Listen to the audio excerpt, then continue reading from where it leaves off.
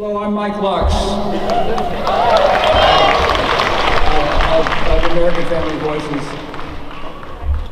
In 2008, arrogant, bloated bankers wrecked the economy. Millions of jobs lost, housing prices plummeted because they cheated, swindled, committed fraud, and just generally did whatever the hell they wanted to. The response of official Washington? Give them money. Hand them all the money they needed, no strings attached. Most people in Washington were not speaking out against this. And all across the country, people were like, what? What is going on? But one woman changed the dynamic. Yeah. By speaking common sense and just by standing up to not only the bankers, but to politicians in both parties who were coddling the bankers, she changed the dynamic. And she changed it not only because of her own voice, but because of our voices. Our voices will be heard, she said, and they were. Elizabeth Warren is a movement person. She helped create a movement about taking on Wall Street, taking on big money, and she is the reason that a lot of us responded. And that's why we're now going out, getting videos of Jamie Dimon and Cato and arrogant bankers doing this. Online groups responded, Netroots activists responded, labor responded. She created the Warren wing of the Democratic Party is what the plans are. Now I said most of Washington just gave the bankers money. There was one major group in Congress that said no, that was with Elizabeth Warren, and that was the Congressional Progressive Caucus. I'm proud to be chair of the Progressive Congress Action Fund. We work with CPC to make a difference on issues, and I got the honor of introducing Raul Grijalva, who's going to come up and talk. I welcome you to Arizona, one of the co-chairs of CPC. Raul?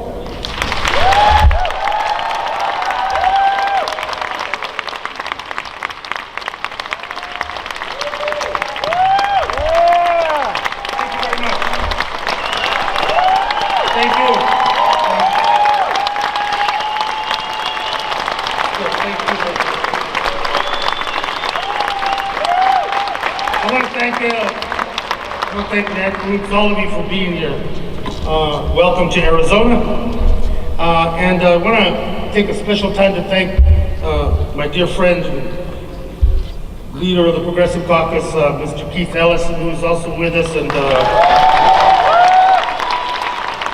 he will be next week early filing legislation to keep the issue alive and to raise the bar, demanding $15 an hour as a livable wage for men and women.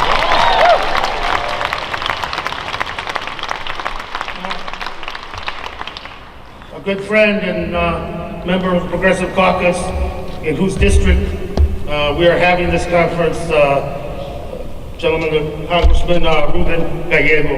Thank you very much. You know, I want to say at the outset that I realize that holding this conference gathering here in Arizona was not universally supported. And the reasons, to be honest, had merit and were truthful. Arizona is going through what it has been doing, is viewed as anti-immigrant, is viewed as anti-diversity, multiculturalism, discriminatory in its laws, and racist in its practices, anti-woman, anti-children, anti-labor, and a political leadership so tethered to the far-right corporate interest in the state that everybody else suffers. I would grant all that to be true, but the fact that you're here is very important, let me tell you, because it affirms and it validates the years and years of work and organizing and pushing the agenda of common folk of the state, that people who are in the state, who didn't give up and are not giving up that fight, it validates their mission and their work, so thank you very much. Now our collective efforts should be and are about humanity, the humanity of our nation, about protecting and enhancing values that are important to this nation. Everyday Arizonans, just like you, fight to make sure that their kids are going to be okay and there'll be opportunity for them. To address the issues as seminal as climate change and what we need to do now about it. To confront the persistent ugliness of racism, not as an event that occurs, but as an issue that must be dealt with in the deepest, most honest way that a nation can do it. And in doing it, by extending the Voting Rights Act and the protections that people need from acts of discrimination and racism. And standing for economic fairness and income equality. We've reached that point. That's been the essence of how we defend it and how we defend democracy and how we want to return democracy to its very rightful and purposeful place in the hands of the American people. And not the aberration that we've seen of concentrated wealth, and with that the influence, that influence will continue to ruin our nation at the expense of all of us and to the benefit of very, very few. And all of us believe, and you have held our feet to the fire, that candidate must stand for those shared values. Yeah. No more equivocating, no more, I don't know what I should do. My consultant told me this. And I won't collect the kind of money I need for my campaign if I don't say this. I think the American people have kind of reached the limit of tolerance for that. And they're demanding of their candidates that you fight for us and you stand for us.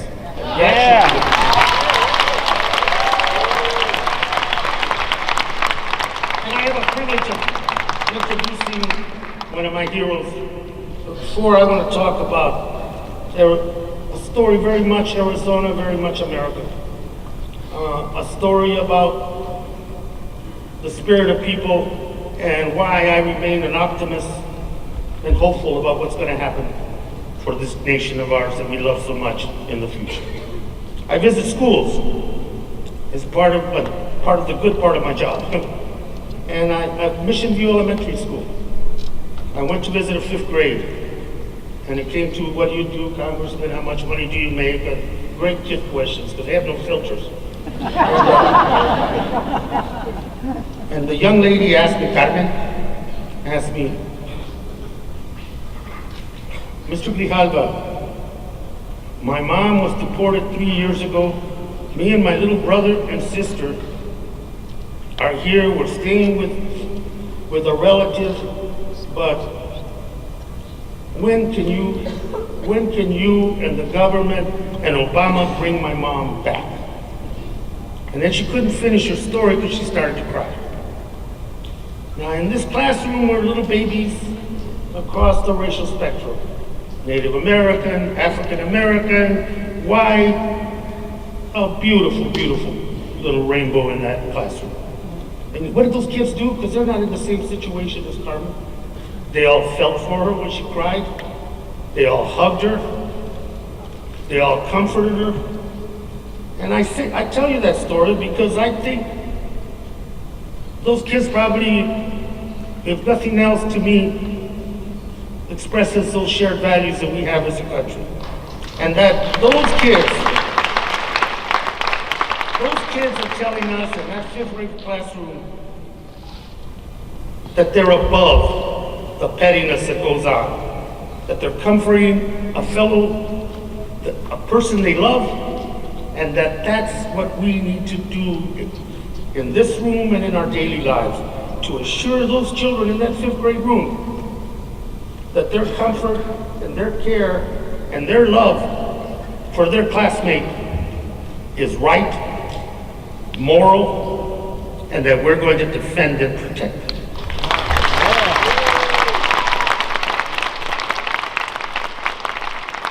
an Arizona story, but I want to, I really love the state, and you have cretins like Trump show up once in a while. You have a criminal with a badge, Arpaio.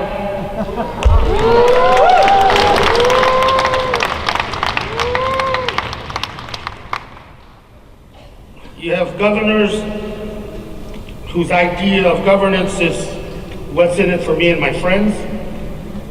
And despite all that, I love the state.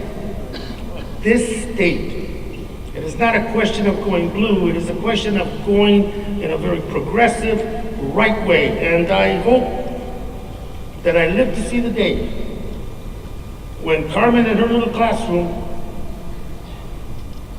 are in the seats of power in the state, being governors, being the business leaders, being the union leaders, being the teachers and the attorneys in the state, and working to make this state better. It will happen.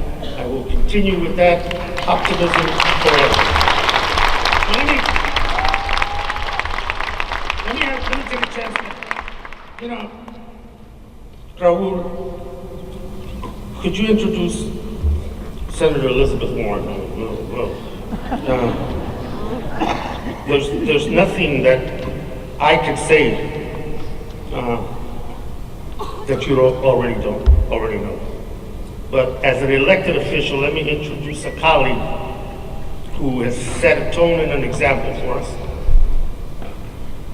with strength, intellect, and with the hardest trait of any elected official, consistency. And she's done it. And when she raised her voice and crystallized for everyone in America, including her colleagues, that this is about concentrated power, abuse at the expense of the American people we represent. When she crystallized that argument, she crystallized and united a lot of us and helped initiate a movement that in 2016 is going to fundamentally change the direction of this nation. I'll tell you, I admire her tremendously.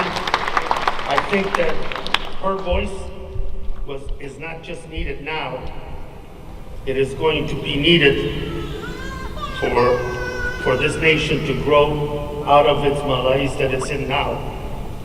Senator Elizabeth Warren is going to have to be at the forefront to lead us in a direction where the American people can be proud of their country again, and the American people and the rest of us can look to someone like Senator Warren and say, thank you very much, Senator Elizabeth Warren.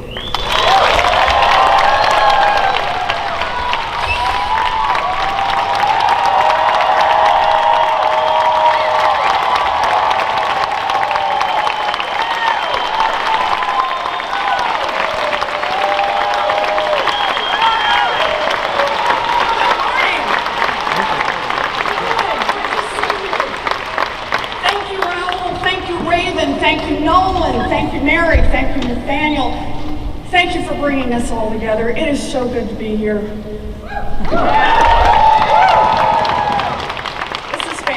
This is family. So good morning, Netroots Nation. Good morning. I was getting ready this morning, and it occurred to me, it has been exactly 5 years since my first Netroots Nation Gala. 5 years.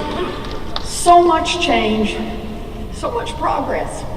We have a new consumer agency that has forced banks to return more than $10 billion directly to people they cheated.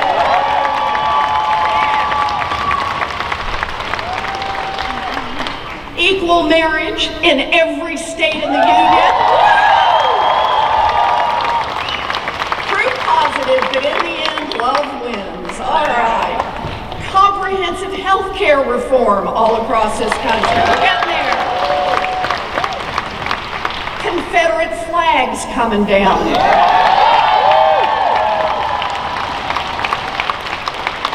Oh, here's one.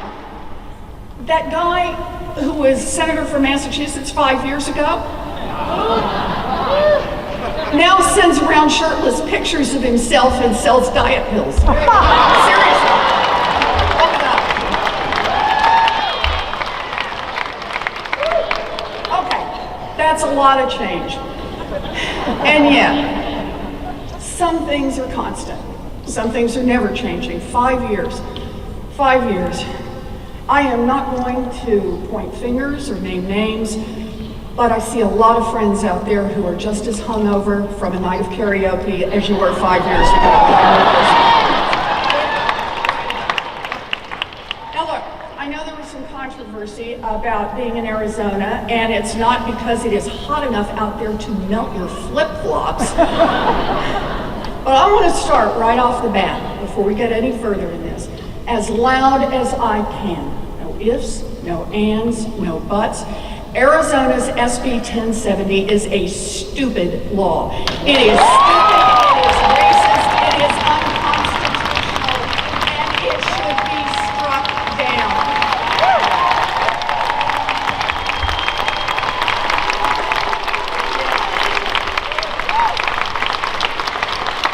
And let's say it loud and clear to the Republicans. If you truly want to do something about immigration, then get out of the way, get on the right side of history, and let us pass comprehensive immigration.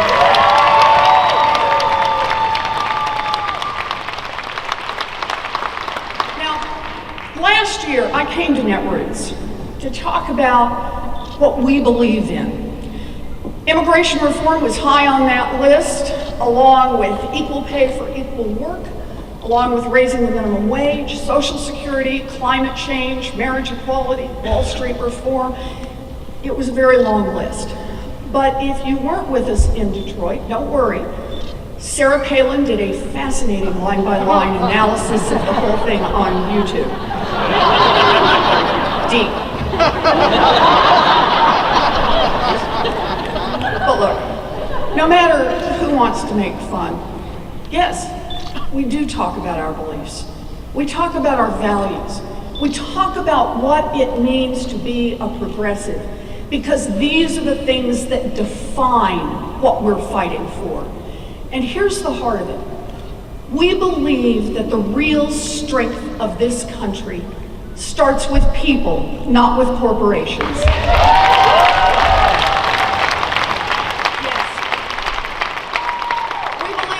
Economy grows when hardworking families have a chance to improve their lives. We believe that the country gets stronger when we invest in helping people succeed. Our lives improve when we reach out to our neighbors. We're tired of a game that is rigged for the rich and the powerful. For progressives, it's all about a fighting chance, not just for some of us, but for all of us. That's what we believe.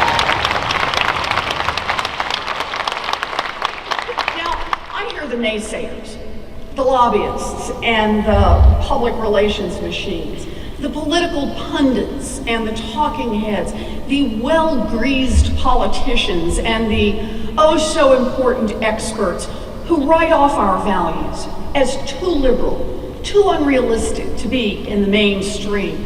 They've spent millions of hours and billions of dollars to help create an insider Washington, a Washington where everything works wonderfully for those with money and power.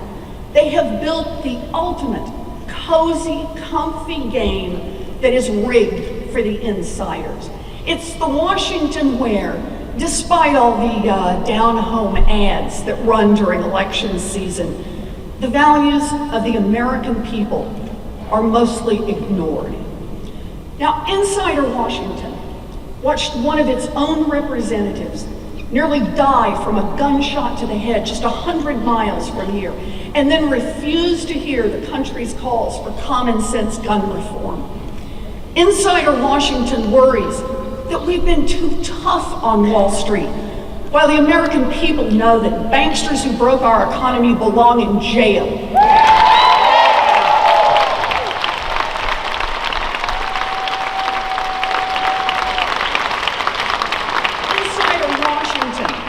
Labels any idea with a hint of spunk or ambition as radical and outside the mainstream, while millions of Americans show up for rallies or chip in $10 to support a democracy that represents our true values. That's what's happening here.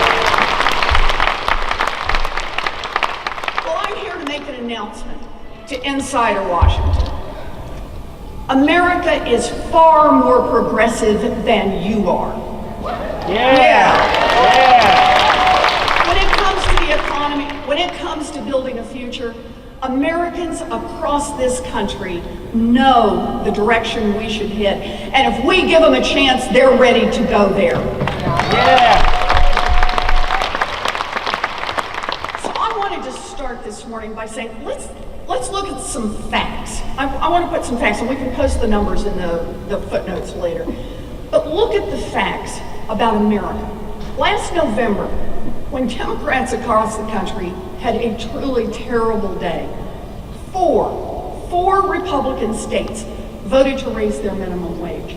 In South Dakota, 55% of voters supported a minimum wage increase. In Nebraska, 59%. In Arkansas, 66%. And in Alaska, 69%. And that shouldn't surprise anyone. 70% of Americans across this country support an increase in the federal minimum wage to at least $10.10 an hour. Now, Republicans may vote to keep workers in poverty, but on minimum wage, the American people are progressives. Yeah.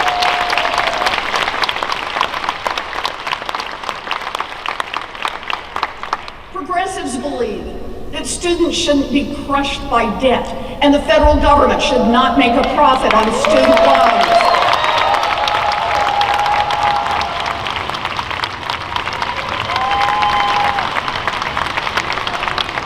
And so do 73% of Americans. Beltway Republicans may vote to stomp on people who are deep in debt, but on student loans, the American people are progressives, and to them, debt-free college sounds pretty darn good.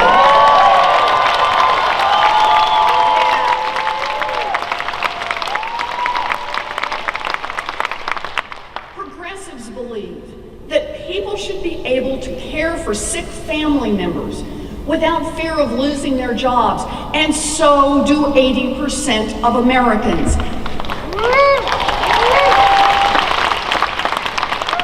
Republicans may pander to their big business pals, but on paid sick leave, the American people are progressives. That's what we have to remember.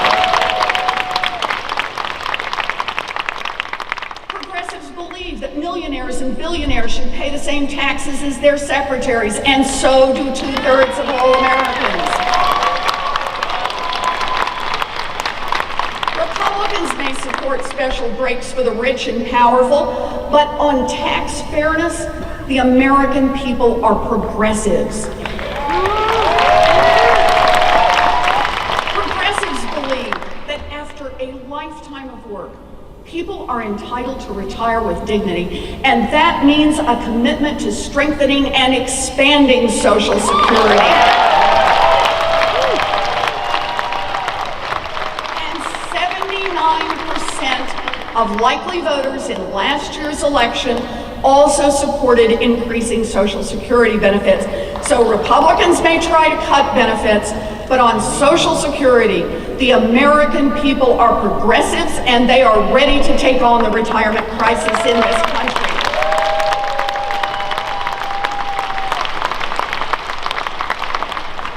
Progressives believe in trade, but not the kind written behind closed doors by corporate lawyers that leave American workers eating dirt. And nearly 2/3 of Americans favor some sort of trade restrictions. More than half oppose fast-tracking trade deals. Republicans and some Democrats may want to make it easier for multinational corporations to ship jobs overseas, but on trade, the American people are progressives.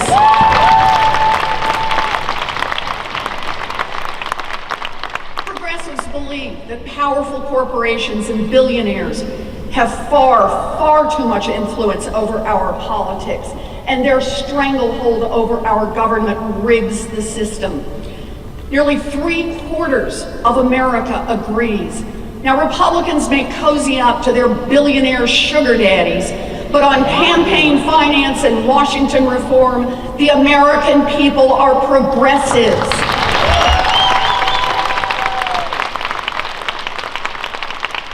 Progressives believe that Wall Street needs stronger rules and tougher legal enforcement, yes.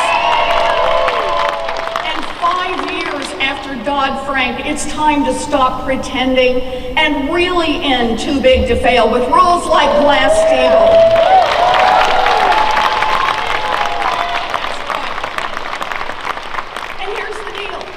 79% of Americans believe Wall Street should be held accountable with tougher rules.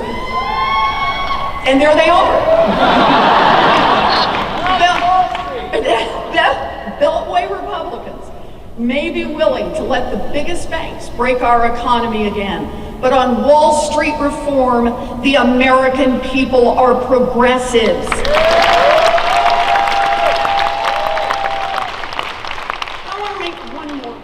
One more very important point. Progressives believe that it shouldn't take a revolution on YouTube to drive a revolution in law enforcement. It shouldn't take a hurricane in New Orleans or a massacre in Charleston for Americans to wake up to what is happening, what is still happening to people of color in this country.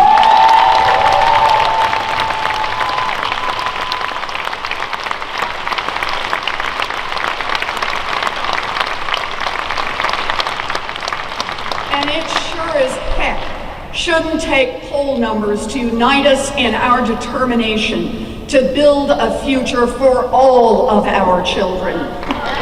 That's right.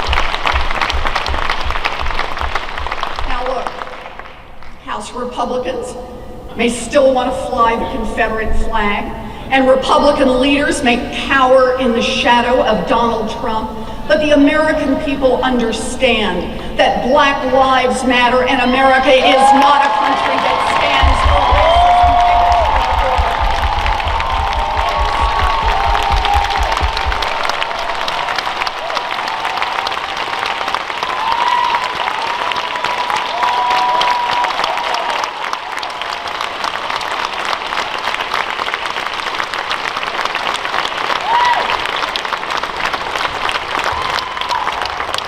This is a moral issue and an economic issue. To build an economy that creates real opportunity, that doesn't lock up millions of our fellow human beings behind bars, and that uses the talents of all our people. America must prove that on equality and justice, the American people are progressives.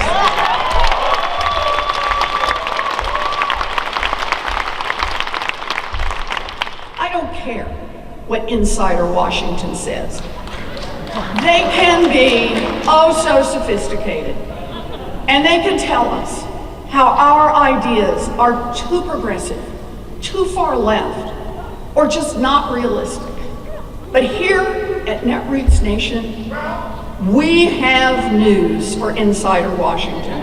The American people are progressive, and our day is coming.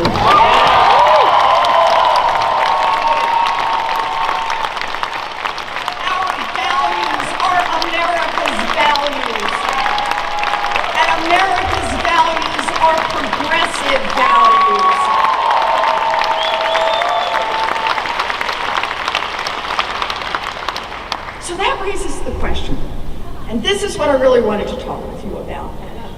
How does Insider Washington survive? When the insiders are so far out of sync with the American people, how can they keep calling the shots? How do they keep the game rigged? Well, I'll tell you, a big part of it is money. You said it right. Money. Money for campaigns, money for PACs, but money for so much more. Money to hire armies of lobbyists and lawyers. Money for PR firms and trade associations to sell a message. Money for think tanks to give the cover of respectability for genuinely ugly ideas. Money that flows like a river through Washington. Money that rushes everywhere, sweeping along as much as it can and threatening to drown anything or anyone that gets in its way. And there's a pot of money we need to talk about. The money that keeps the revolving door spinning. It's about big bonuses that Wall Street banks pay their executives to spend a little time running our government.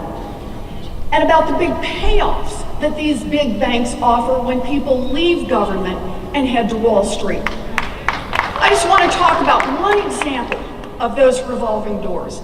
The gold-plated door with Citigroup's name engraved in big letters.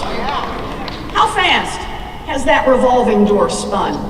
Well, let's count it. 3 of the last 4 Treasury secretaries under Democratic presidents have had close Citigroup ties. By the way, the 4th was offered the CEO position at Citigroup, but found another job. The vice chairman of the Federal Reserve System is a Citigroup alum. The Undersecretary of International Affairs for Treasury is a Citigroup alum. The U.S. Trade Representative is a Citigroup alum. The person nominated to be the Deputy U.S. Trade Rep, who is currently the Assistant Secretary of Treasury, is a Citigroup alum. A recent chairman of the National Economic Council at the White House is a Citigroup alum. A recent chairman of the Office of Management and Budget went to Citigroup immediately after leaving the White House. Another recent chairman of the Office of Management and Budget is also a Citigroup alum, but I'd be double counting because now he's the Secretary of the Treasury. And those are just the most visible parts. The revolving door spins just as fast for all of the deputies and assistants and special assistants too. So what has the revolving door helped provide for Citi? Well, during the financial crisis, Citigroup received nearly $500 billion in government bailouts. That was trillion with a T. Last December, the Omnibus bill, the one that we had to either pass or shut down the government, that had a little provision written by Citigroup lobbyists tucked into it. A provision that would make it easier for big banks like Citi to gamble with taxpayer money and once again get bailed out. And listen to this, even when we discovered the giant giveaway buried down in the fine print, even when we blew the BS whistle long and loud, even when it was all over the blogs and all over the press, even when the issue was red hot, even then, Citi managed to rake together enough votes in both the House and the Senate to pass it into law. I want you to think about how much power it takes to get that done. So here's a point I want to make today. Laws matter. Sure, they matter. But it also matters who interprets those laws, who enforces those laws, who monitors what's going on, who exercises judgment. Judgment to indict a bunch of bankers who break the law, or to cut a more civilized deal that lets banks pay a fine and all the executives go home and sleep comfortably at night. Think of it this way. How would the world be different today if, when the economic crisis had hit, Joe Stiglitz had been Secretary of the Treasury and Simon Johnson and Robert Reich had been at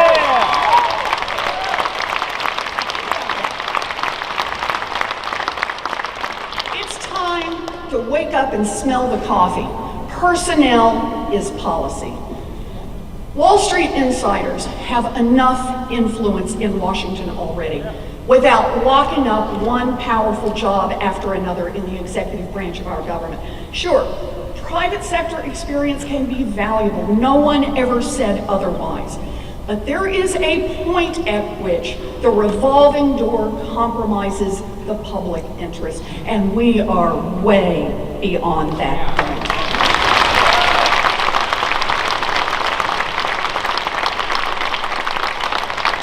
We need a government that doesn't just work for the rich and powerful. We need a government that works for the people. And Netroots, that's why I came to you. We have a presidential election coming up. Come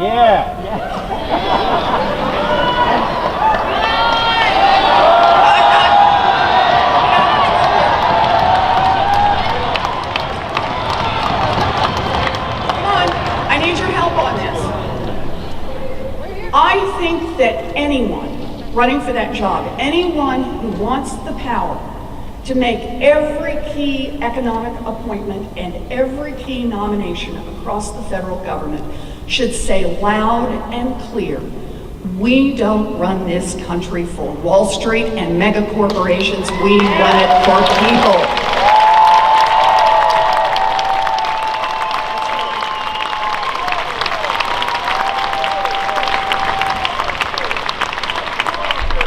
No one is disqualified just because they have Wall Street experience. But public service is about more than serving one industry.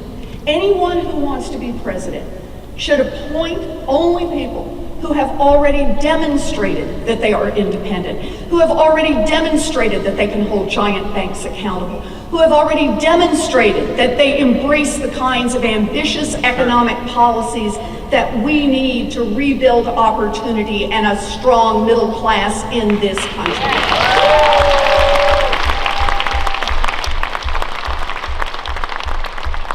So I want to turn that into something specific. Just 2 days ago, Tammy Baldwin introduced let's hear it.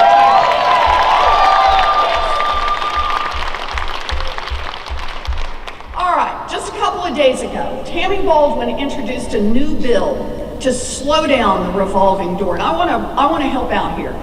This bill would put an end to Wall Street banks giving multi-million-dollar bonuses to their executives for taking government jobs. That's what her bill is. No more paying people off to remember their Wall Street friends while they run our government. No more wink and a nod, working in the public interest while pocketing millions of dollars from your friends on Wall Street. The same friends who will welcome you back once your term through government is over. Now look, this bill won't fix everything, but it'll throw some heavy sand in the gears of the revolving door. And it's a bill that any presidential candidate should be able to cheer for. So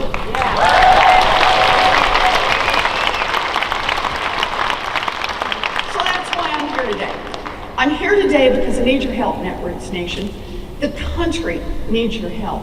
The only way that candidates for president or for any office will slow down that revolving door, the only way that candidates will say enough is enough is if you demand that they say it.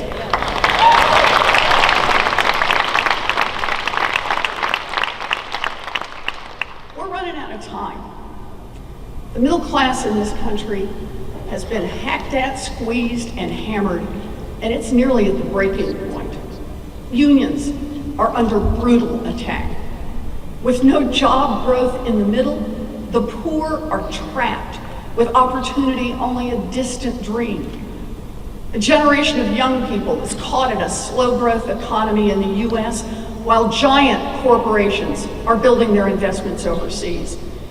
And as our world heats up and our oceans rise, billionaires protect their investments in coal mines and oil wells by buying more and more elections. America is running out of time. We can't afford to nibble around the edges anymore. Money and influence peddling is strangling our country. Insider Washington is calling the shots. We need leadership that is willing to fight for this country. Leadership that is willing to make working people a first priority. Leadership that recognizes the importance of major structural change on everything from Wall Street regulation to tax policy to education to trade. We need leaders to show they understand the urgency of this moment. Leaders to show some ambition and some backbone.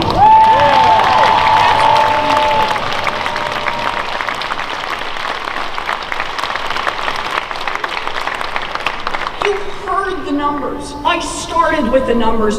You heard those numbers. on minimum wage, on student loans, on Wall Street, on taxes. You heard them, 2/3, 73%, 80%. Those were Democrats and Republicans, independents and libertarians, young people and seniors, people who breathe party politics and people who would rather swallow a slug than admit to liking any political party. That's America. And as different as we are on these key economic issues, on the economic issues that will shape the future of this country, America is progressive.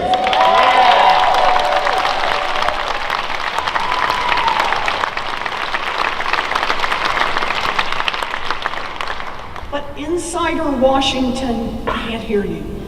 Insider Washington isn't listening.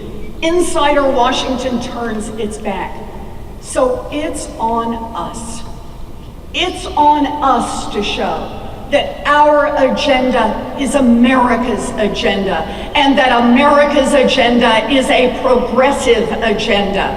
It's on us to show what we believe in and to fight for the values that we believe in.